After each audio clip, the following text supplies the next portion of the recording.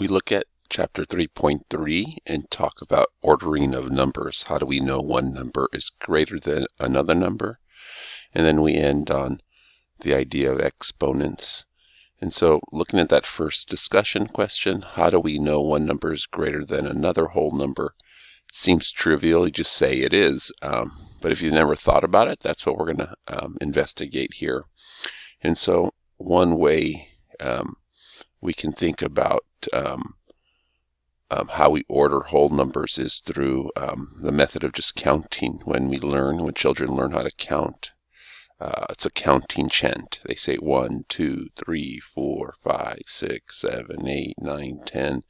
And at some point they're just memorizing. To begin with, they're just memorizing that sequence of numbers, not without any understanding of what's happening. But at some point they understand that that's an order. The first number is smaller than the second number.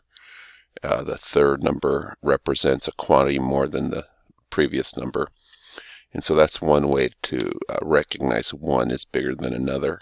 Another one is with the whole number line. When you make a number line and look across, the closer you are to 0, the smaller the number is. Or if the number's to the left of a number, and then it's smaller, right? It's less than. And then you also have a set model where you would look at the one-to-one correspondence, and you would actually compare. This one has 2, this one has 4. You can actually see that one has a bigger quantity. So that's how we look at it. Now there's another way to think about it, a little bit more algebraic. It's this less than symbol, right? And so we know one number is smaller than another number. A is smaller than B if you can add a number to A and make it equal to B. What do I mean by that? I know 5 is less than 7 since 5 plus something equals 7, right? You had to give 5 2 to make it 7, and then we then know, because we had to give 5 something to make it equal to 7, then 5 had to be less than 7, right? And that, again, it works with whole numbers. So if you never thought about it, that's how we think about how we order numbers. And then we use the symbols, the less than, and then you also have an equivalent statement, the greater than. And I think it's important to recognize this statement here. Like, you understand 5 is less than 7. It's equivalent to saying 7 is greater than 5. And a lot of students just have issue with the number, the sign, and just memorizing. That's just a memorizing situation, right? Those symbols. And so once we have these symbols to explain what ordering, right, this less than and greater than, we have some properties with those symbols here. One of them is called the transitive property.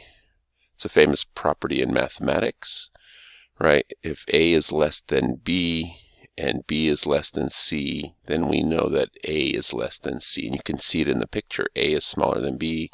B is smaller than C because it's to the left. Then A has to be less than C. That's the transitive property.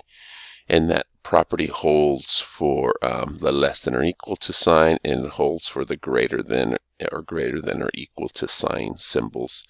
The transitive property would hold for that. The next property is the less than addition. And again, a lot of these properties are what get used in algebra to solve problems and equations or inequalities. If A is less than B, then we know A plus C is still smaller than B plus C, right? Here's your A, here's your B, and if you add C to this, to A, add C to B, we end up with this being A plus B. That's this spot right there. And this spot here is B plus C. And now you can see again, A plus B is to the left of B plus C. And so we can then say A plus C is less than B plus C. And then looking at less than multiplication, right? If A is less than B, then AC is still smaller than BC. And then let's look at that example real quick with that. Pick two numbers just to, we'll do it through an example, right? We know 5 is smaller than 7, right? Then if we multiply 5 by some number, let's say by 3, 7 by 3, you get a new number. You get 15 and 21, and then you can still see 5 times 3, or AC, is less than BC. There's your A, there's your B. This is AC, this is BC, so you can still then see AC is less than BC.